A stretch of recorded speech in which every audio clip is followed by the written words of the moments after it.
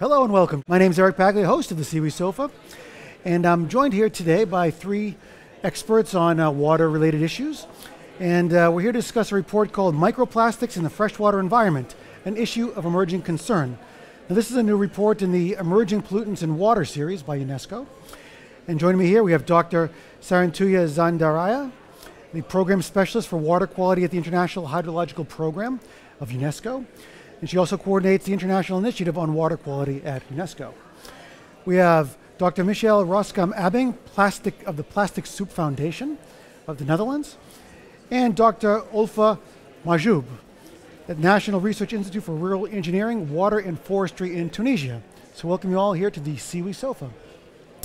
Perhaps we could start with you, Sarantuya. Now there's a growing concern over plastics in marine pollution. Is plastic pollution also a concern for freshwater environments? And why do you focus on microplastics rather than plastics in general? Good afternoon. Thank you for this invitation to Siwi Sofa. Well, this issue of plastics in freshwater, specifically issue of microplastics in freshwater, is really issue of growing concern, because we are finding more and more quantities of plastics in freshwaters, not only in marine environments, but also in freshwaters, and they're found everywhere in the world, in urban rivers, in lakes, and even in remote areas. So it will become a serious issue in the future, in the coming years, because plastics have become a part of our daily life. It's used in all the consumer products. So it is really difficult to separate plastics from waste, and it's difficult to eliminate plastics from our daily lives. And also the plastic products have been integrated into different sectors of the economies. So the number of products which contain plastics will increase in the future, and also the quantities of plastic waste which will be discharged and disposed to the environment will increase in the future. So it means that the pollution by plastics in the freshwater environments will become an issue that needs to be tackled at the global level in the coming future. So why microplastics? So we see the plastics as debris in urban waters, in lakes, or in seas. They are visible. They are solid, like of waste which we can see, and that the pollution is there. But microplastics are much more complicated, a complex issue because of their size. Because microplastics are the ones which are smaller than 5 millimeters. And they have different sources and the different pathways that enter into aquatic environments, both freshwater and marine environments. So the microplastics are produced as fragmentations of plastic debris. They're also disposed to wastewaters with domestic wastewater, because we increasingly use microplastics in our daily lives, as I told before. For example, one example is microbeads that are used in cosmetic products, or microfibers. They are discharged into wastewater when we wash synthetic clothing. And so it's really it's difficult to control them. So while for plastic debris, where the solid waste management or wastewater management is effective, they can be controlled to a certain extent, because they can be trapped in wastewater treatment plants. But microplastics, because of their size, they cannot be trapped in wastewater treatment plants, and they can end up even with treated wastewater into waterways. So this is one of the reasons that we are focusing on microplastics, and it really requires a different kind of approach than the plastic pollution. And what's UNESCO's role in tackling this problem of microplastics in freshwater? Yeah. Well, UNESCO is the main organization within the UN system with the mandate on science, promoting research and education. So microplastics is a new emerging issue, both as an environmental concern, as a research agenda. So if we look at the research on plastics as aquatic pollution, And the number of research which focuses on microplastics in freshwater may represent less than 5%, while there is plenty of research on plastics in marine environment. So we really have very little knowledge, scientific understanding on microplastics, specifically in freshwater environments. So it is an area which is not well studied. We know little about their pathways that enter into freshwater environments or marine environment. We know very little about their accumulation in the aquatic environment or even bioaccumulation in the aquatic organisms. We also have little scientific knowledge on the human health and ecological risks of these pollutants once they are present in the aquatic environments. And also we have very little scientific and monitoring data on the presence of these pollutants in freshwater environments. So there is really need to improve scientific research, promote scientific research, and collect more scientific data in order to improve the scientific understanding so that we can make science-based, informed decision-making to tackle this issue of growing concern. So that's why the UNESCO's role is there, that we need to promote research and also draw attention of the scientific community to this pressing issue, so that this can also be included in the scientific agenda, and we can generate new knowledge, new scientific data, which can be made available to decision makers so that they can take appropriate solutions and policies. Michelle, your organization has a very evocative name, the Plastic Soup Foundation. Now, what can you tell us about the main findings of this study that we're talking about here today? Yes, it is, the study is about creating awareness among citizens, but also on scientists and politicians. There is some awareness among the citizens about marine litter, but hardly any about pollution in the freshwater systems. And there is another big difference between both. Countries can difficultly be held responsible for the marine litter, but they can for the water quality of their own water systems. Mm-hmm. So policy governments should take the lead to make rules and binding regulation in order to mitigate this pollution problem. You can perhaps say a few words about your organization, this plastic soup metaphor. Is that like the swirling? Yeah, it is the image of a soup with suspending little pieces of plastic, which is in fact the case. You have the larger items and you have all kinds of other types of plastic, microplastics, even the nano-sized plastic. And the soup will become more and more soupy-like because larger plastic is persistent, but it does fragmentize. So it breaks into ever smaller pieces. And then it can be easily encounter biota and ingested by animals. That's perhaps a big fear. Yeah, perhaps, Sarantai, you can expand upon that a bit. Is there enough scientific evidence about the risks of microplastics in freshwater, both to human health and to the aquatic biota such as fish? Well, the scientific evidence is actually lacking, and that's the main reason that UNESCO has launched a case study on microplastics in freshwater environments, and this case study is part of the UNESCO flagship project on emerging pollutants in water and wastewater, and this case study has been conducted in collaboration with the Plastic Soup Foundation. So the main aim of our case study is to document existing scientific knowledge and research on the human health and ecological risks of microplastics present in freshwater environments, not in marine environments, because there is a certain extent of research focused on marine environment. But on the freshwater health effects, we don't have any, or I can say maybe no scientific evidence. Some research studies are being taken place in universities in Germany and also in the UK and some other developed countries such as the US, Canada or Japan. But they have documented the microplastics ingested by aquatic organisms such as plankton. But there is really little scientific evidence whether that microplastic ingested by aquatic organisms will have effect on those organisms, and whether that will also enter into the food chain and will have impact on human health.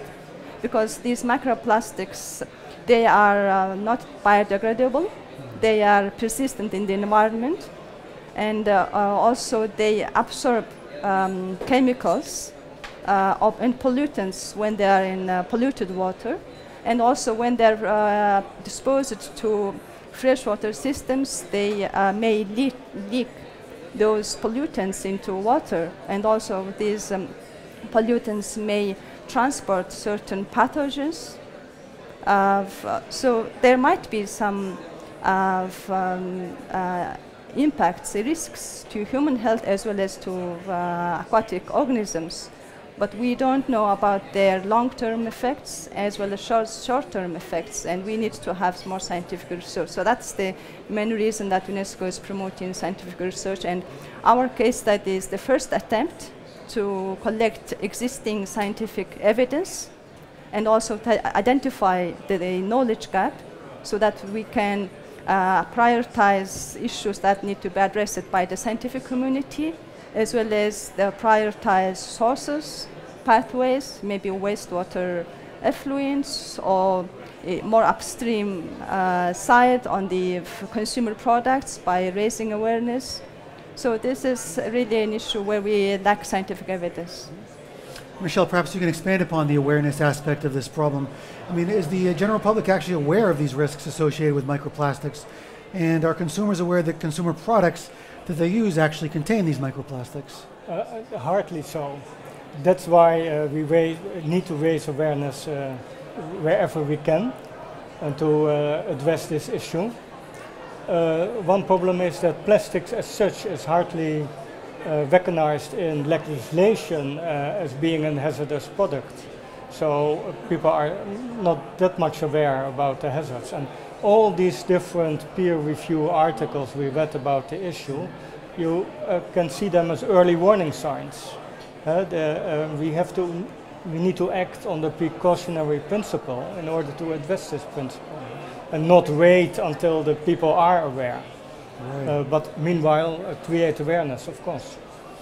I mean, how do you create awareness? Do you have any ways of getting this message out? Yes, we are campaigning, for instance, on the microbeads in cosmetics. We developed an app, and you can scan a barcode, and then you see whether there are plastics inside or not. Things like that. Yeah. Very good. I think it's really important to raise awareness among consumers and the general public about the consequences of our behaviors or our lifestyles on the environment, as well as at the end on our human health. For example, the microbeads is one of the most known microplastic, and it's widely used in cosmetic products, and I'm not really sure whether women in both developed and developing countries are aware that the microbeads contained in cosmetic products may have consequences that they would not want to see as a result of their action. But for example, I have recently read a study by social scientists in UK who had surveyed different stakeholders like users and those who work in beauty salons, or those who sell cosmetic products. They informed about these consequences of microbeads entered into the waterways as a human health and ecological risk. And then afterwards they have asked whether they would stop using cosmetic products containing microbeads or microplastics, and only, I think, a small percentage would say that they were concerned and they would maybe think about a different choice, for example, containing more natural products, while others said they would continue using the same products because they are not so much concerned, and for them it's not really a priority. So this really shows that people are first not aware, and secondly, this is not really a priority compared to other issues that are of concern to them. And so I think this issue of microplastics in freshwater is not only to be something to be concerned by the scientific community in the water sector, but I think it concerns all sectors, private sector, those who produce products containing microplastics, or those who produce packaging products, as well as solid waste managers, urban planners, and decision makers. So it concerns everyone. Yeah. So what recommendations do you make in the new UNESCO report to deal with this problem? Yeah. So our case study report is going to be published very soon, in a couple of months, and this publication will be first the pioneering publication on this topic, on freshwater pollution by microplastics, and it is going to have a preliminary review of existing scientific knowledge. And so based on this scientific literature review, we have made some recommendations. So we have policy recommendations first to raise awareness among all stakeholders, both in water and non-water sectors. And the second, being the scientific organization, UNESCO, we really would like to push towards having more scientific knowledge, more scientific data on all aspects of microplastics throughout its life cycle chain, from the production to consumption, and then how it enters freshwater resources, through which ways, and what are the possible actions that needs to be taken at different steps of this life cycle. So the policy recommendations address different stakeholders, and they are both technical and policy oriented. But the main two messages are raise awareness and have more scientific research and data. Oh, very good. There's also a Tunisian report as well that you're launching. Yes. So this report is part of the new UNESCO series called Emerging Pollutants in Water. It contains in total about 16 case study reports, and the case studies are of different thematic and geographical scope, and the one of the next reports focus on emerging pollutants in water reuse, specifically in Tunisia. Tunisia being one of the countries where wastewater is widely reused as irrigation water. So I have here Dr. Alfa Mahjoub, who is the team leader of this case study, so maybe she would be the right person to briefly present this report. Absolutely. Alfa, please. Thank you for this opportunity to introduce the project and the report. I just would like to follow up on what has been said about microplastic. Microplastics are an issue not only for developed country but also for developing country, where we have very little information about the consumption first. So we do not have a lot of information about the sources and the amount that is released in the environment. So this is a very big issue related to the consumption and the public behavior. Coming to the report that will be published about the wastewater reuse and about the emerging pollutant in wastewater in the context of reuse in agriculture. We are lucky to have a case study implemented in Tunisia, where wastewater reuse is actually an alternative resource to freshwater resources in area where the freshwater are lacking or they are salinized, but anyway of